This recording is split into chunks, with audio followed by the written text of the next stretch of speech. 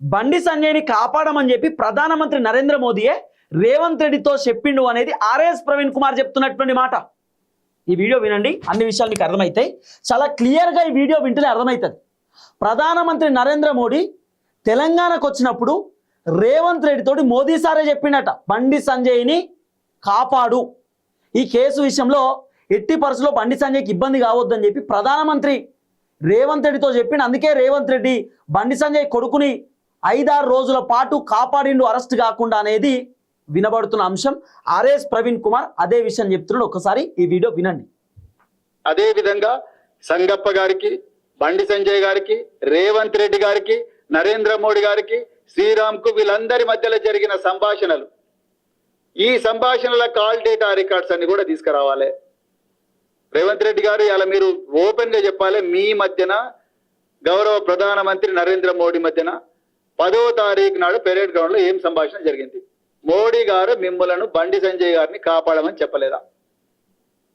ఏ దేవుని దగ్గర పోదామంటే ఆ దేవుని దగ్గరికి వస్తా, లక్ష్మీనరసింహ దగ్గర పోదాం, లక్ష్మీనరసింహ పోదామా, లేకపోతే శ్రీశైలం మల్లన్న దగ్గరికి పోదామా, లేకపోతే ఉమామహేశ్వర స్వామి దేవాలయానికి పోదామా, సిరిసనగండ్ల లక్ష్మీనరసింహ శ్రీరామచంద్ర దేవాలయానికి పోదామా, మీరు ఏ దేవాలయానికి అంటే ఆ దేవాలయానికి, భాగ్యలక్ష్మి దేవాలయం దగ్గర పోదామంటే పోదాం.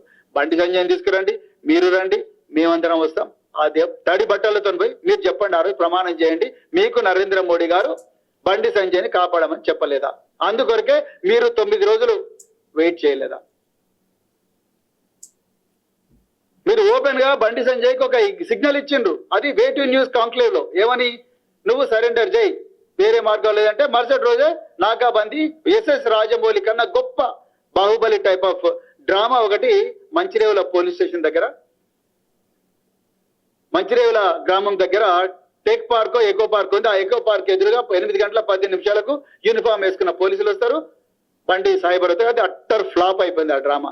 ఎందుకంటే ఇగో బండి సాయి భగీరథ్ మిమ్మల్ని అందరినీ కాదని నేనే మీకన్నా గొప్ప యాక్టర్ను నేనే బాబు అని చెప్పి వాళ్ళ 2 అడ్వకేట్లను తీసుకొని రాజులాగా నడుచుకుంటూ పోయిండు పేట్ బషీరాబాద్ పోలీస్ స్టేషన్ కు. మళ్ళా ముఖ్యమంత్రి సిగ్గు లేకుండా ఇవాళ మీడియా ముందర చెప్తా ఉన్నారు. ఇది తెలంగాణ ప్రజలారా ఒకసారి గమనించండి.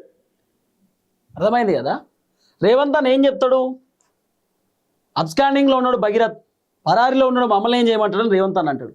భగీరథ్ ఒక దావకాన్లో దాక్కున్నాడట 5-6 రోజుల పాటు. రేవంత్ రెడ్డి గతంలో ఓపెన్ చేసినటువంటి దావకాన్లోనే భగీరథ్ 5-6 రోజుల పాటు తల దాక్కున్నాడు.